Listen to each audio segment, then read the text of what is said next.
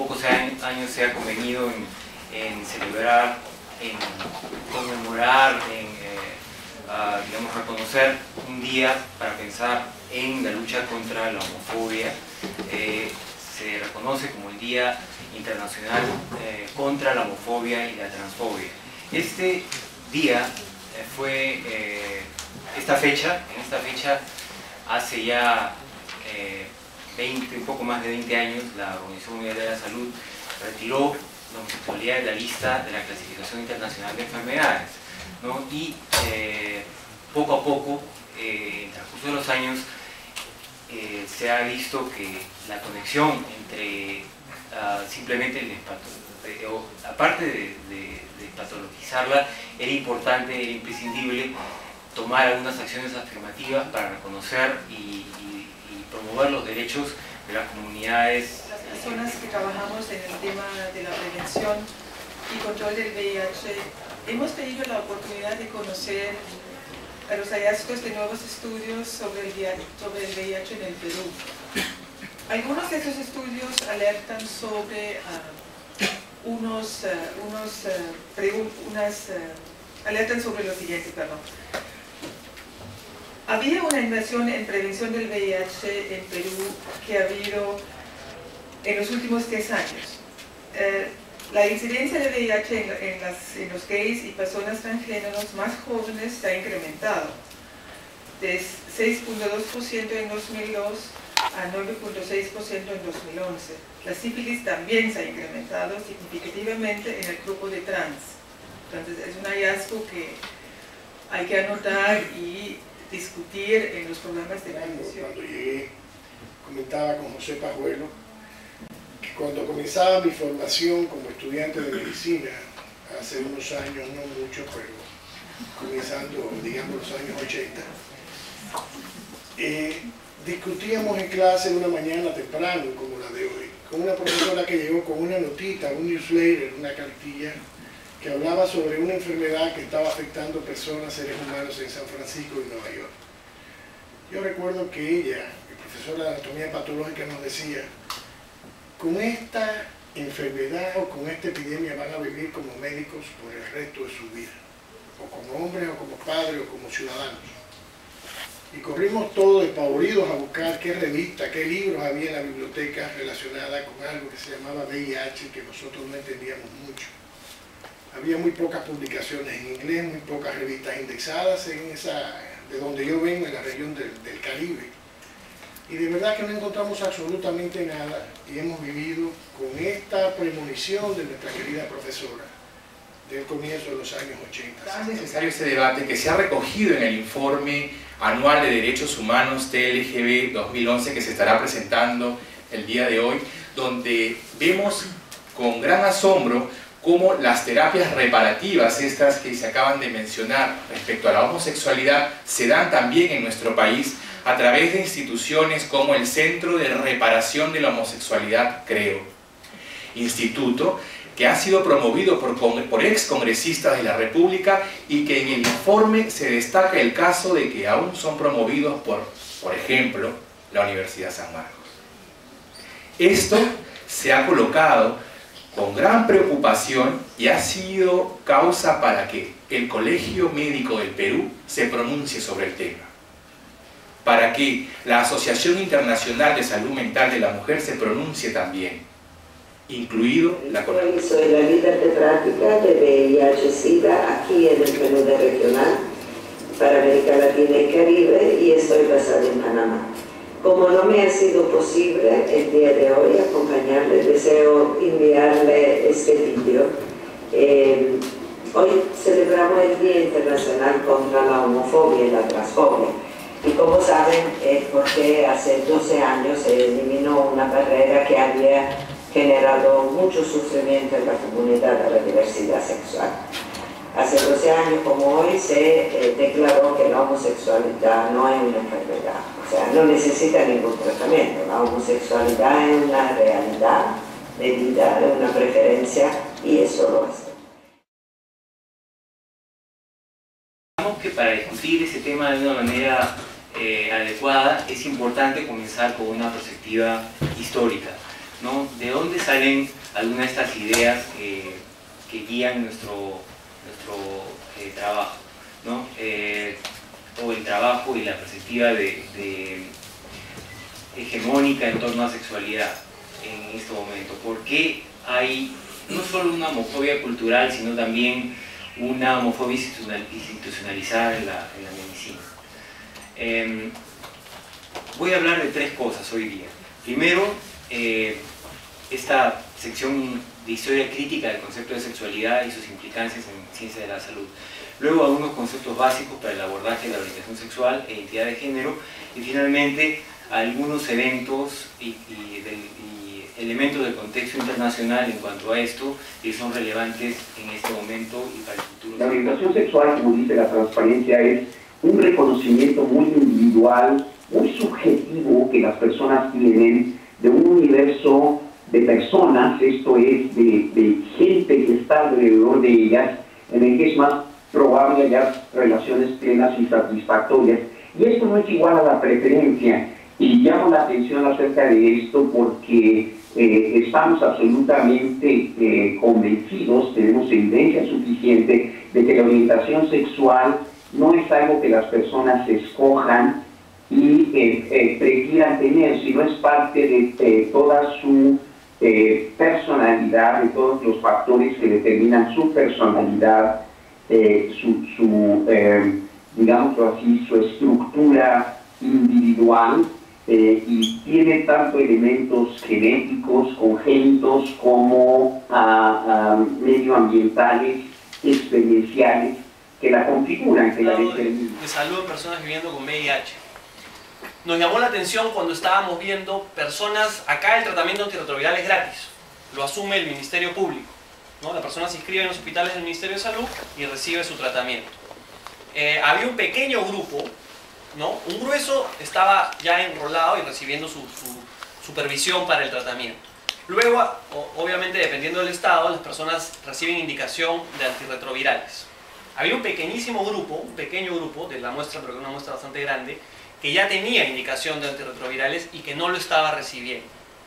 Entonces buscamos en ese pequeño grupo que no está accediendo qué factores resaltan.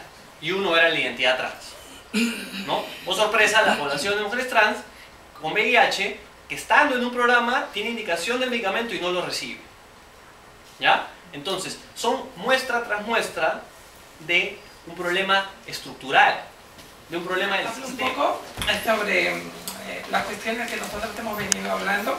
Sin educación, sin acceso a información y en situaciones de trabajo sexual, muchas de nosotras, creo que hace como 5 o 7 años venimos diciendo que no somos personas sexualmente diversas. Lo nuestro no viene con el tema con quién nos acostamos y si tenemos un pene entre las piernas, ¿no? Entonces mi cuerpo es biológicamente masculino, pero yo soy Hanna Biaisa. Es mi identidad de género. Yo tengo una identidad de género acá, psicológica, que es femenina. Y yo me siento mujer. Mi feminidad no viene porque yo tenga una vagina. Mi feminidad viene porque yo dentro de mí, desde los 5 o 6 años, que comencé a sentirme que era diferente y mis padres me decían, no juegues con muñecas y juega fútbol. Y yo no sabía por qué, pero me sentía agredida. Era diferente a mi hermano, que hoy tiene su esposa y sus hijos. Yo me sentía diferente. Generalmente no se habla porque se carece de data, porque no hay estadísticas, porque no hay informes anuales sobre esto, porque no hay dinero para hacerlo, porque realmente al Estado no le interesa hacerlo tampoco.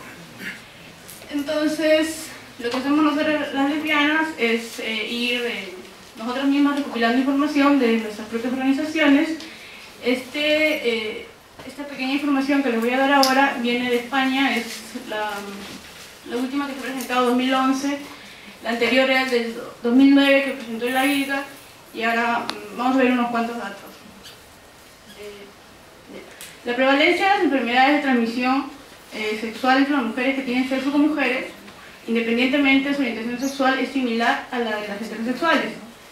La invisibilidad del colectivo, la falta de información, muchas veces de sensibilidad por parte de los facultativos, lleva a la falsa percepción de que las prácticas sexuales lésbicas son seguras, con las consecuencias que eso puede tener. Esa es la cotidianidad médica, ¿no? O sea, no preguntamos, no sé quién, nos hemos figurado a la persona, pero ya asumimos que es una mujer heterosexual, que debe ser casada, que está buscando... Y es algo cotidiano, ¿no? Es algo cotidiano que podemos ver. Y es algo que hace muchos años una mujer trabajadora sexual me enseñó. Hace muchos años algo parecido preguntaba.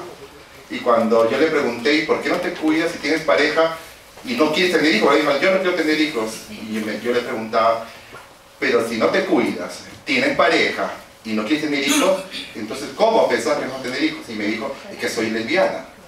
Entonces ahí entendí que no sabemos preguntar. Que hay que enseñar desde el pregrado a preguntar. Porque asumimos a veces cosas y eso es lo que sucede con esta paciente. De hablar de comunidad, porque yo quiero partir más bien de un enfoque ciudadano. Creo que es importante que comencemos a reconocernos y a reconocer a todas las personas como ciudadanos y ciudadanas. Entonces, la respuesta del Estado frente a las demandas ciudadanas de esta población en específico tiene que estar, en general, enmarcado en la afirmación de un Estado laico, como dice ahí, en el que se valora y respeta por igual todas las creencias y manifestaciones religiosas, y por encima de estas creencias y manifestaciones religiosas está el reconocimiento de la ciudadanía de todas las personas sin ninguna distinción. Un tercer elemento que creo que es importante y que tiene relación con lo que ha mencionado el doctor Salvatierra es que justamente las políticas públicas deben tener un enfoque ciudadano y de resultados. Motivador escuchar que hay personas en el gobierno con ese ímpetu y con esas ganas. Y justo voy a tomar la última frase que mencionaba Susel sobre el tema de que hay que comenzar a trabajar sobre documentos, cosas jurídicas, internacionales, y no necesariamente sobre lo que nos puede parecer o lo que está dentro de nuestra experiencia propiamente, ¿no? Sino ir juntando las dos cosas. Entonces yo voy a hacer una pequeña presentación en base a un documento, o partiendo de un documento internacional validado de Naciones Unidas, que es, por llamarlo así, la primera guía o base sobre lo que tenemos como derecho a las personas TLGB. Un documento que se hizo el 2006-2007, fue presentado en la Asamblea de Naciones Unidas en el 2007, y es el documento rector sobre cuáles son el rol de los estados. Tengo la suerte de trabajar en el nivel operativo en esta estrategia y conozco muy bien cómo es la disposición de algunos compañeros y compañeras trabajadores de salud y cómo es la problemática desde el nivel operativo hasta el alto nivel del ministerio, ¿no? Para poder asumir esta lucha como suya. Bueno, los perfiles de la epidemia, como pueden ver aquí en la lámina, solamente en un trazo general, desde el año 83 que tenemos el primer caso hasta la fecha, las barras son los casos de SIDA, tenemos 28.445 casos de SIDA reportados y 45.876 casos de VIH. Personas que han llegado a los establecimientos de salud han sido identificadas, tamizadas, ingresadas al sistema. Pero, bueno, se estima que deben de ser más o menos 66.000 personas en el Perú las que en estos momentos se encuentran viviendo con el VIH. El saludo de la Municipalidad Metropolitana de Lima, y quisiera leer una moción de orden del día que ayer se ha aprobado en el Consejo de Regidores, que dice lo siguiente: el Consejo Metropolitano de la Municipalidad Metropolitana de Lima, considerando que desde el año 2006 al 2010 en el Perú fueron asesinadas 249 personas debido a su orientación sexual. Asimismo, en el año 2011, 18 fueron asesinadas y 19 personas fueron agredidas por los mismos motivos. Que, por ello, debemos afrontar la homofobia, lesbiofobia y transfobia entendidos como el rechazo, miedo, repudio, prejuicio o discriminación hacia mujeres u hombres que se reconocen a sí mismos como homosexuales, lesbianas, transgénero, como una conducta responsable de la muerte con diversa identidad de género u orientación sexual. Los profesionales de salud mental frente a la diversidad sexual. Nosotros sabemos que desde hace un montón de años la comunidad de salud mental ha concluido que la homosexualidad en sí misma no implica un estado patológico, no tiene que interpretarse como un impedimento en el juicio, en la capacidad de pensar, en la estabilidad emocional, la confiabilidad o en las habilidades generales, en lo social o en lo vocacional de las personas. No implica que no son normales desde un punto de vista emocional, judicativo, mental. Y por lo tanto, las asociaciones de profesionales de salud mental más bien urgen a sus miembros a liderar en la lucha contra el estigma de enfermedad mental que tradicionalmente se asocia con la diversidad. Gracias a Carlos por la invitación, realmente muy complacido por participar en este panel, que tiene como título Logros, dificultades y perspectivas profesionales. Yo quisiera decir que ya dijeron todo, entonces ahí nomás, pero soy ginecobstetra y creo yo que lo que se quiere es escuchar desde mi perspectiva qué es lo que pienso en relación a los logros que hemos tenido a través de estos años. Yo vengo ejerciendo la especialidad en el año 82, acabé el recinto en el 81, y yo quiero empezar, no voy a ser muy largo la verdad, creo que han escuchado de todo.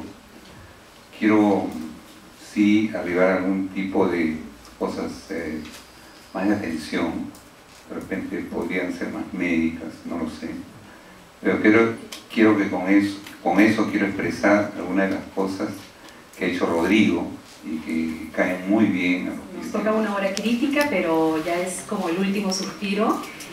Un lujo realmente compartir con esta gama generacional, ¿no? Me ha emocionado mucho la ponencia de Rodrigo, porque escuchaba que de pronto, por el tiempo, yo me ubico más en un tiempo medio, ¿no? Yo egresé efectivamente de aquí de la universidad, estudié psicología cuando en ese entonces era escuela, ¿no? Y luego fue desarrollándose hasta llegar a facultad. Yo quería empezar, porque claro, ante la invitación de Carlos, pensar en la psicología fue también volver a mi propia historia. Y encontré una cita con la que decido abrir estas líneas que me permití escribir y que ahora quiero compartir con ustedes. Es la siguiente: desde 3 sitios amenaza el sufrimiento, desde el propio cuerpo, destinado a la ruina y la disolución, desde el mundo exterior, que puede precipitar sus furias con poderosas fuerzas despiadadas y destructoras, por fin, desde los vínculos con los seres humanos. Compartir con ustedes parte de lo que aprendí en una rotación electiva que hice en el Centro de Identidad Sexual de la Universidad de McGill en Canadá, y que me permitió entender por qué es tan importante tener en cuenta el tema de la homofobia en la práctica clínica. ¿Sí? Entonces,